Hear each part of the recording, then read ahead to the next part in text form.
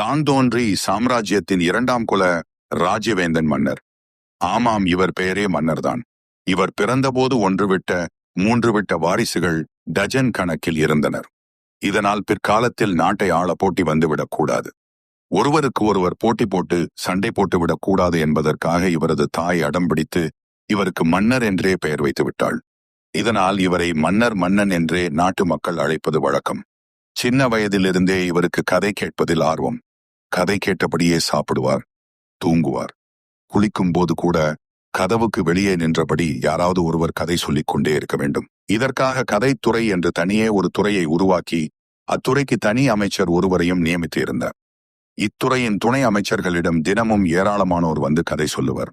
அதில் குறிப்பிட்ட கதைகள் தேர்ந்தெடுக்கப்படும். பின்பு அந்த கதைகள் தேர்வு செய்யப்பட்டு அமைச்சருக்கு பரிந்துரை செய்யப்படும். அவர் அந்த கதைகளை சீரமைத்து சுவாரஸ்யமானதாக மாற்றுவார். மன்னருக்கு கதை சொல்வதற்காகவே நூற்றுக்கணக்கான ஆண்களும் பெண்களும் நியமிக்கப்பட்டிருந்தனர். குரல் வளம் ஏற்ற இரக்கத்துடன் கதை சொல்லத் தெரிந்தவர்களுக்கான தேர்வு தினமும் அரண்மனை வளாகத்தில் நடைபெற்றுக் கொண்டே இருக்கும். அரசு பணி என்பதால் பலரும் போட்டி போட்டுக்கொண்டு விண்ணப்பித்து நேர்முகத் தேர்வுக்கு வந்து கதை சொல்லிக் கொண்டிருந்தனர். நல்ல கதைகளுக்கு மன்னர் கூடுதல் பொற்காசுகளை வழங்குவது வழக்கம். இதனால் கதை சொல்வதற்கு இந்த நாட்டில் கடும் போட்டி நிலவி வந்தது. ஒரு கட்டத்தில் இராணுவ தளவாடங்கள் வாங்குவதற்காக ஒதுக்கப்பட்ட நிதியையும் நைசாக கதைத்துறைக்கு திருப்பி விடுவார். இதனால் தான் தோன்றி சாம்ராஜ்யத்தில் இராணுவத்துறை வலுவிழந்து விட்டது. இராணுவ வீரர்களுக்கு சம்பளம் கூட ஒழுங்காக வழங்க முடியாத நிலை ஏற்பட்டது. குதிரைகளும் வீரர்களும் மெலிந்து போனது தனி கதை. கதைக்கு இந்த நாட்டில் கடும் கிராக்கி இருந்ததால் வேற்று நாட்டில் இருந்தெல்லாம் கதை சொல்லிகள் இங்கு வரத் தொடங்கினர். இவர்களுக்காக சத்திரம் அன்னதான கூடமெல்லாம் கட்டப்பட்டது. நாட்டில் விதிக்கப்பட்ட வரியின் பெரும் தொகை கதைத்துறைக்கே கொடுக்க வேண்டியிருந்ததால் நாட்டின் வளம் குறைந்தது.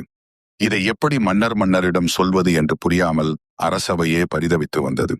இந்நிலையில் கதைத்துறையின் 7வது துணை அமைச்சரான கலாபநாதன் அரச சபையில் எழுந்து, மன்னர் மன்னா, இதுவரை சிறந்த கதைகளுக்குத்தான் நீங்கள் பரிசுகளை வாரி வழங்கிக் கொண்டிருக்கிறீர்கள்.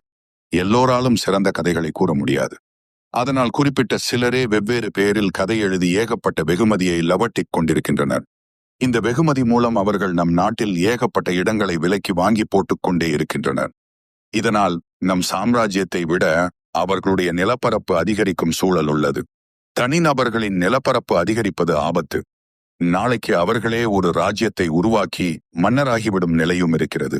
ஆகவே இதற்கு ஒரு முற்றுப்புள்ளி வைக்க வேண்டும், மன்னர் மன்னா என்றார். மூச்சு விடாமல் விஷயத்தை பேசி முடித்ததால் அவருக்கு தொண்டை வறண்டது. எனவே அருகில் இருந்தவரிடம் தண்ணீர் வாங்கி குடித்து தாகம் தணித்துக் கொண்டார். இதை கேட்ட மன்னருக்கு தாக அமைச்சர் சொன்ன விஷயம் புரியவில்லை. நாள் முழுவதும் கதையாக கேட்டுக் கொண்டிருந்ததால் இதையும் ஒரு கதை என்றே நினைத்து விட்டார். அதனால் அவரை பார்த்து, 7வது துணை அமைச்சரே, நீங்கள் சொன்ன இந்த கதை நன்றாகத்தானே இருக்கிறது. எதற்கு முற்றுப்புள்ளி வைக்க வேண்டும்? கதையை தொடருங்கள் என்றார். இவ்வளவு நேரம் தொண்டை தண்ணி வத்த சொன்ன விஷயத்தை இப்படி கதை என்று நினைத்துக் கொண்ட மன்னருக்கு மீண்டும் எப்படி புரிய வைப்பது? மறுபடியும் நீண்ட நேரம் அவருக்கு விளக்க வேண்டுமே என்று நினைத்தபோது அவரது தொண்டை சின்னதாய் அலறியது. அருகில் அமர்ந்திருந்தவரை திரும்பி பார்த்தார். அதற்கு அவர் சட்டென்று தண்ணீர் பாட்டிலை எடுத்து மறைத்து வைத்துக் கொண்டார்.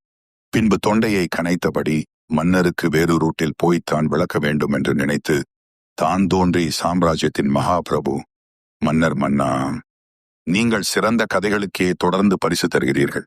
இதனால் அவர்கள் கொழுப்படுத்து போய் கிடக்கிறார்கள். சுமாரான கதைகளையும் நீங்கள் கௌரவிக்க வேண்டும். என்ன செய்யலாம், அதையும் நீங்களே சொல்லுங்கள் என்றார் மன்னர். அதற்கு அந்த துணை அமைச்சர், மன்னர் மன்னா, நாளைக்கு ஒரு அறிவிப்பை வெளியிடுங்கள். இருப்பதிலேயே மோசமான கதைகளை தேர்ந்தெடுத்து பரிசு அளியுங்கள். மோசமான கதை போட்டியை அறிவியுங்கள். இதனால் கற்பனை திறன் குறைவானவர்களும் பயன்பெறுவர். அனைத்து கற்பனைவாதிகளுக்கும் செல்வம் சென்றடையும் என்றார். இதை கேட்டு அந்த மன்னன், சபாஷ், நல்ல முடிவு. நாளைக்கு அறிவித்து விடுங்கள். நல்ல கதைகளை கேட்டு கேட்டு சலித்து விட்டது. மாற்று சிந்தனை உள்ளவர்களையும் நாம் அங்கீகரிக்க வேண்டும். மோசமான கதைகளும் நாளை முதல் நம் அரசவைக்கு வரட்டும் என்றார். இந்த தகவல் காட்டுத்தீ போல நாட்டுக்குள் பரவியது. நாட்டு மக்கள் அனைவரும் தாங்கள் பார்த்த வேலையை தூக்கி போட்டுவிட்டு நோட்டும் பேனாவுமாக தெரிந்தனர். தூங்கும்போது கதைக்கரு கிடைத்தால் குறிப்பு எழுதுவதற்காக தலையணைக்கு அடியிலேயே ஒரு பேனாவையும் பேப்பரையும் வைத்துக் கொண்டனர். அதிகாலையிலேயே அரண்மனை முன்பு கூட்டம் அலைமோதியது. கதை கேட்பதற்காக கூடுதல் கவுண்டர்கள் திறக்கப்பட்டன. முன்னதாக வந்தவர்களுக்காக டோக்கன் கொடுத்து அவர்களுக்கு முன்னுரிமை அளிக்கப்பட்டது. ஆனாலும் பல கதைகள் துணை அமைச்சர் அளவிலேயே வடிகட்டப்பட்டு ரிஜெக்ட் செய்யப்பட்டன. நல்ல கதையாக எழுதி குவித்தவர்களுக்கு மோசமான கதை எழுதுவது சுட்டு போட்டாலும் வரவில்லை. குப்பை கதையை எழுதி எப்படியும் பரிசை தட்டி சென்று விட வேண்டும் என்று நினைத்த பலரும் ஒரு ஊர்ல குப்பை கிடங்க இருந்துச்சு, ஊர் முழுவதும் குப்பையா பறந்து போச்சு என்று எழுதிவிட்டு இது ஒரு குப்பை கதை என்று தலைப்பும் வைத்தனர். இதை பார்த்த மன்னரும் செங்கோலை எடுத்து கதையாசிரியரின் தலையில் தட்டி, மவனே குப்பை கதையை எழுதிட்டு வரச் சொன்னா, குப்பை குப்பைன்னு வீட்டு பாடம் மாதிரியா எழுதிட்டு வர்றே, இந்த கதையை வீட்டுல இருந்த பேப்பர்ல எழுதினியா, குப்பையிலிருந்து எடுத்த பேப்பர்ல எழுதினியா என்று செமவாறு வாரினார். அப்புறம் இதெல்லாம் ஒரு கதையா தூண்டு துப்புற அளவுக்கு கதை இருக்கணும், அப்படி எழுதிட்டு வாங்கய்யா என்று கூடுதல் அறிவிப்புகளையும் வெளியிடுறார். ஆனாலும் நாளுக்கு நாள் கதைகளின் எண்ணிக்கை வெகுவாய் குறைந்தது. மன்னருக்கு அயற்சி ஏற்பட்டது. இந்த தான் தோன்றி சாம்ராஜ்யத்தில் மோசமான கதை எழுத ஒருவர் கூட இல்லையா? என்னடா இது, நம் சாம்ராஜ்யத்துக்கு வந்த சோதனை என்று அழுத்துக் கொண்டார். அரண்மனை பக்கம் போனால் ஏதாவது கதை சொல்லச் சொல்லுவார்கள் என்று குடிமக்கள் பயந்து நடுங்கினர்.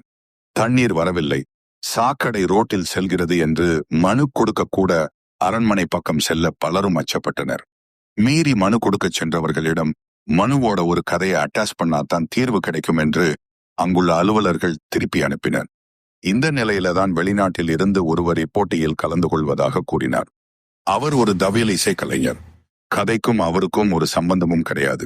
ஆனா அவரோட பசிக்கும் வயிற்றுக்கும் தொடர்பு இருந்தது. வறுமைக்காக போட்டியில கலந்துக்க வந்தவர் அவர். அரச தண்டனை கிடைச்சவங்களோட குடும்பத்துக்கு இந்த நாட்டில உதவித்தொகை வழங்குறது வழக்கம். அதனால சிறை தண்டனை கிடைச்சாலும் பரவாயில்ல, நம்ம குடும்பமும் உதவித்தொகையினால வயிறார சாப்பிடும்னு நினைச்சு இந்த போட்டியில கலந்துக்கிறாரு. அந்த நாட்டை பத்தியே கதை எழுதுறாரு. தான் தோன்றி சாம்ராஜ்யத்தின் தான் தோன்றி தனம்னு ஒரு கதை கருவை தயார் பண்றாரு. மன்னரோட முட்டாள்தனம். அதனால நாட்டுல ஏற்படுற குழப்பம், வறுமை, வலுவிழந்த இராணுவம், சுற்றி இருக்கிற நாடுகளோட அச்சுறுத்தல்னு பக்கம் பக்கமா எழுதி மன்னர்கிட்ட கொடுக்கிறாரு. அப்போது மன்னா, இந்த கதை உங்க காலகட்டத்துக்கு பிறகுதான் பேசப்படும்.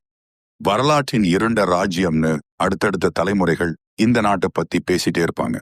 இப்போ இந்த கதை மோசமான கதையா உங்களுக்கு தெரிஞ்சா நிகழ்காலத்திலையும் எதிர்காலத்திலையும் இந்த நாட்டோட தலையெழுத்து மாறும், வளமான நாடா மாறும்னு பிட்ட போடுறாரு.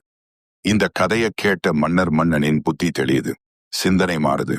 உண்மைதான், பிடிச்ச விஷயமாவே இருந்தாலும் ஒரே விஷயத்திலேயே அளவுக்கு அதிகமா கவனம் செலுத்தினா என்ன ஆகும்னு இப்ப தெரிஞ்சுக்கிட்டேன்னு முணுமுணுக்கிறார். உடனே மோசமான கதை இதுதான்னு அந்த இசை கலைஞருக்கு பரிசு கொடுக்கிறார். தன்னோட தவறை சுட்டி காட்டின அவரை அரச சபையில பாராட்டி கௌரவப்படுத்துறார். ஓகே வியூவர்ஸ், த்ரில்லிங்கான கதை ஒன்னு அடுத்த வீடியோவுக்காக ரெடி ஆயிட்டு இருக்கு. மாயாஜாலம், திகில், பின்னணி இசை, காமெடின்னு சினிமா பாணியில அமர்க்களமா வந்திருக்கு. இப்போ அந்த வீடியோவோட ட்ரெய்லரை பார்ப்போம்.